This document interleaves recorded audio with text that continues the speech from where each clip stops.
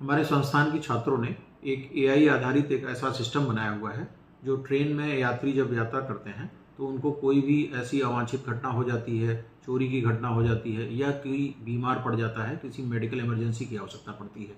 तो उस केस में ये जो डिवाइस है इसमें कोच में लगी होगी और उसकी सहायता पहुंचाने के लिए वहाँ पर जीआरपी होती है या और दूसरे के रेलवे स्टाफ जो होते हैं उनको अटेंड करके सहायता पहुंचा सकते हैं। तो उनके कंट्रोल रूम में भी ये डिवाइस लगी होगी, जिसके आधार पर जैसे ही यहाँ से एक पैनिक बटन को क्लिक किया जाएगा उनके पास तुरंत सूचना पहुँच जाएगी और सही समय पर उनको जैसी आवश्यकता होगी उसका समाधान किया जा सकेगा। इससे यात्रियों को और सुविधा पहुँचाने वाले या उनकी सहायता करने वाला जो भी इनका रेलवे का ग्रुप है या टीम है उसको भी बड़ी सहूलियत होगी इस डिवाइस के उपयोग से।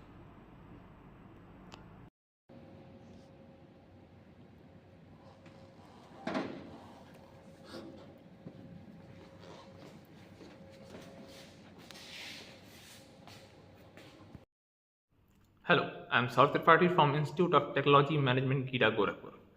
हम लोगों ने एक ट्रेन में एक एसओएस अलर्ट सिस्टम का निर्माण किया है जिससे हम लोगों की सुरक्षा कर सकते हैं, हम यात्रियों की सुरक्षा कर सकते हैं, महिलाओं की सुरक्षा में सबसे बड़ा मददगार साबित होगा। अगर हम देखें कि हमारे जो जीआरपी के जवान होते हैं, जो उस पुलिस कर्मी होते हैं, जो उस रेलवे में तैनात होते हैं, जो हमारे ट्रेन में तैनात होते हैं,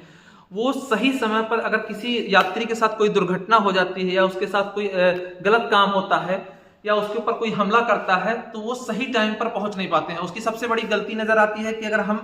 अलर्ट्स को मतलब हमारे जो रेलवे को खबर कर रहे हैं, अगर हम मदद मांग रहे हैं तो हम कॉल करते हैं, पहले वो रेलवे के पास जाता है, फिर रेलवे से फिर उन